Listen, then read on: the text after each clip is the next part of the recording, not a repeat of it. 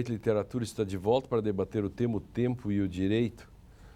Na mitologia grega, Temis nasceu antes do tempo.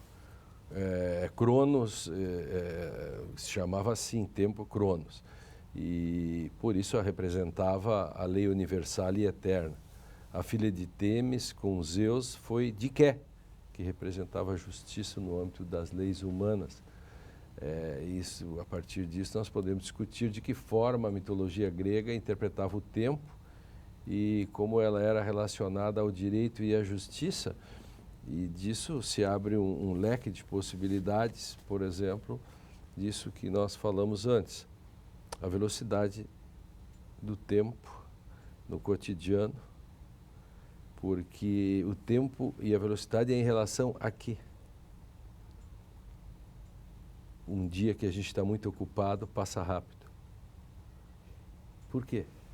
O Bergson, né, vai falar do tempo psicológico, né, em contraposição ao tempo cronológico, dizer que dependendo da nossa afetividade, de como nós nos encontramos psiquicamente, um segundo pode nos dar a sensação de que levou horas para passar e de que horas de alegria, por exemplo, pode parecer que foram apenas um segundo, né? O quanto o tempo pode ser relativo do ponto de vista dessa perspectiva psíquica, né? Do estado psíquico-emocional que nós estamos vivendo e da situação, muitas vezes, inclusive física, pela qual nós estamos passando, né? O seu personagem, por exemplo, bate contra o tempo. Bate contra o tempo, né? Assim, bate. Ele é atraído e traído pelo tempo, né?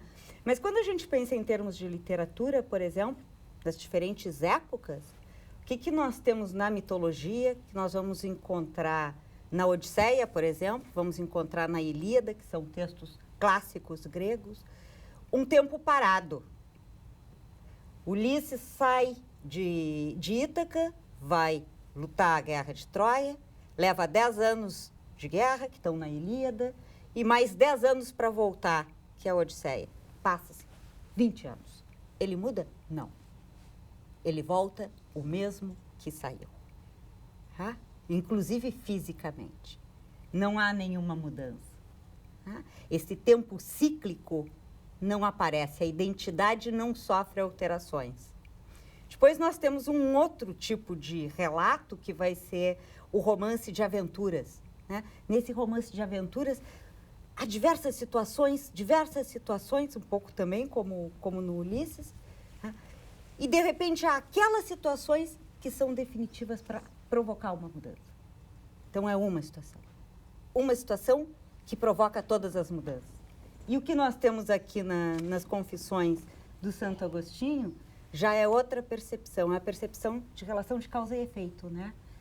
Observo a minha vida toda, vejo aquilo que foi significativo e contraponho, né, o que eu fui ao que eu sou hoje, né, na velhice. Então contrapõe essa questão da velocidade de um processo que anda a passos de cágado dentro de uma sociedade que cada vez é mais rápida. Eu lembrava, para apoiar a fala da Henriette, do jogo de futebol. Quando o meu time está ganhando, o tempo voa.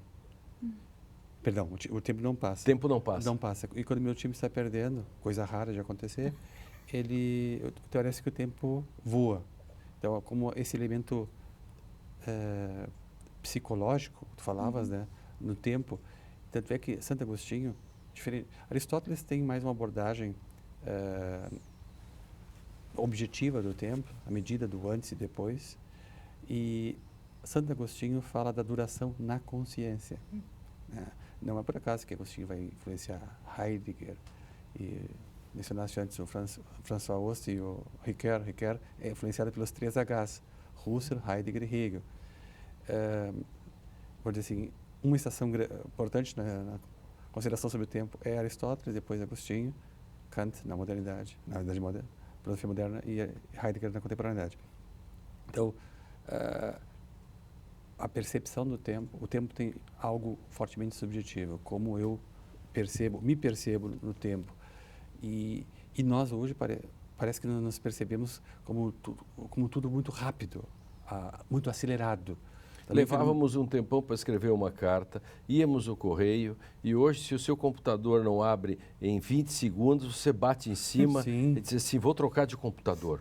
Assim não dá mais. Não dá mais. Ou se um amigo manda um artigo para eu ler e eu não respondo tempestivamente, Exatamente. Depois de 24 horas já manda um e-mail de volta. E aí, leste o texto, né? Claro, no teu caso leva uma semana, então. Pois é, porque eu sou da antiga, né? Então eu preciso mais de tempo, né? Exatamente. Mas, então, esse Gilles Lipovetsky, esse autor de língua francesa, fala do efêmero, né? O império do efêmero. Efêmero é uma palavra grega que significa aquilo que dura um dia, pirremera. Então, nós temos um tempo acelerado, muito acelerado. E creio que não é uma percepção meramente subjetiva. E também pelo avanço da tecnologia de informação e de comunicação, tudo ficou mais rápido. Quanto tempo demorava para chegar um texto até nós há 40 anos? Hoje é tudo simultâneo. Quanto tempo se levava, Leonel, para escrever um livro, passar na máquina de escrever?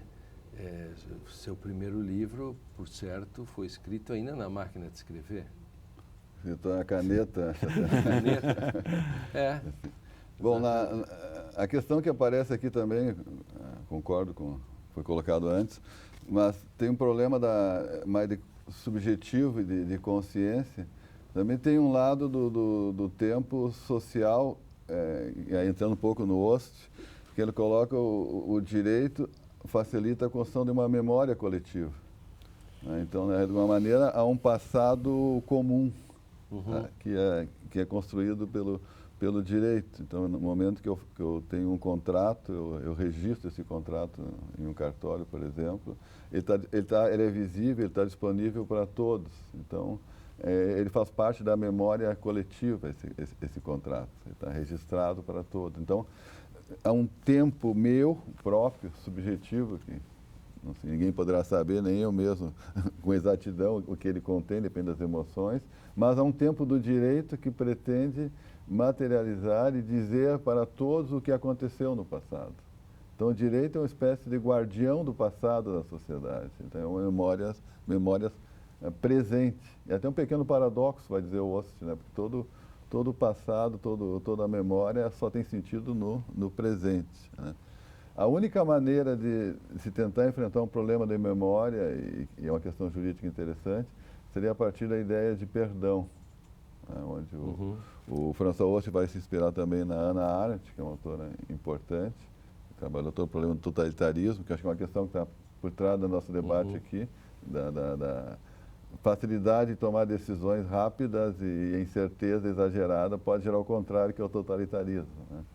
E nesse enfrentamento do totalitarismo... Quer dizer que ser efetivo quantitativamente pode causar um prejuízo na própria qualidade, porque são decisões tomadas muito rapidamente pela premência do tempo. É aquela questão da medida que foi colocada aqui antes. Eu acho que não posso... O Claude Lefort, que é um autor francês que me interessava muito, é um espaço entre a totalidade e a indeterminação. Então, se eu vou de um lado ou para o outro, eu tenho que medir bem esse tempo. Por isso que a ideia de temperança está aqui na capa do livro. Eu tenho que medir bem o tempo, de maneira que eu não tenha algo excessivamente repetitivo, mas também não tenha algo que seja pura diferença.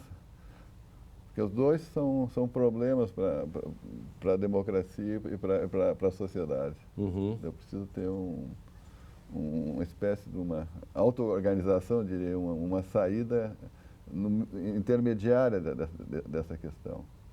O perdão é uma forma inicial de esquecer aquilo que foi escolhido, e por isso nós temos tantas comissões de verdade hoje no Brasil, comissões de anistia, agora tem uma comissão sobre a escravidão, que é interessante, com o debate que houve ontem aqui na Unicinos, né? Lembrança de como foi a escravidão no Brasil, comissão de verdade da escravidão. Então, toda essa questão do perdão, ela é muito importante, e fica nessa parte relacionada com o passado. Mas também tem o tempo do futuro, que é a segunda parte, que é colocada pelo Ost, que é o tempo da promessa. Das promessas. Das constituições. Das constituições. E o tempo atual, que a gente pode dizer no Brasil, do requestionamento disso tudo. A todo tempo. Essas são as três fases. Muito interessante isso que o François Ost coloca, né? Agora, o livro também vem a ser, nesse sentido, a fotografia, uma espécie de garantia contra os efeitos do tempo, né? Embora, embora a distância temporal seja, na hermenêutica, por exemplo, um aliado. Existem patologias do tempo, vamos dizer assim. Uhum. Excesso de repetição, excesso de indeterminação, são patologias do tempo que vão gerar problemas de caos, de anarquia. Ou alguma coisa historicista no sentido de como se o tempo não tivesse passado. Também é outro problema. Como vivêssemos sempre naquele momento, sem levar em consideração a questão da distância. E o direito, por exemplo, essa questão é muito forte, né, Drayton? Da questão do tempo na interpretação. Por exemplo, há várias correntes. Quer dizer, a passagem do tempo conta como se um texto foi escrito, vamos falar em texto legal, uma lei escrita em 1950, a passagem do tempo, como ela é um aliado ou é um adversário? Hermeneuticamente falando, é um aliado. É um aliado, porque muitas vezes eu não consigo perceber adequadamente um determinado objeto devido à proximidade que eu tenho com aquele objeto. Eu precisaria de um distanciamento um pouco maior, inclusive temporal, né? Essa dinâmica entre pertencimento e distância. Às vezes eu só compreendo... Temperança seria esse modo sim. de fazer, cozinhar no bafo. Sim. Para conseguir ter uma distância que dê condições para um sentido mais adequado. Não por acaso nós, em certas sociedades, nós valorizamos, nós em parte também, a palavra do idoso, porque é um experiente, é alguém que viveu mais e que consegue fazer essa dialética da parte toda um pouco melhor do que aquele que está muito concentrado na parte e não olha a totalidade. A totalidade daquele que já viveu mais e consegue, então, situar determinados fenômenos vitais num contexto um pouco mais amplo. Em Hegel é como se a história fosse assim, uma folha dobrada. Você só consegue lê-la se você desdobrar. Exatamente. E daí porque a ave de Minerva só levanta voo ao entardecer. Entardecer, Abdemeron. E por isso que o Martim Fierro é o personagem de José Rodrigues, que diz que el diabo sabe mais por viejo que por diablo. Que eu acho isso muito bonito, que é o modo de dizer que a ave de Minerva só levanta voo no final do dia, né? E o Marx vai dizer que a única ciência que existe é a história. Enfim, o Direito e Literatura vai agora para o intervalo, mas a gente de volta vai continuar a discussão sobre o tempo e o direito. No próximo bloco, mais ainda, falaremos sobre essa relação. Com um pequeno tempo de espera, já voltamos.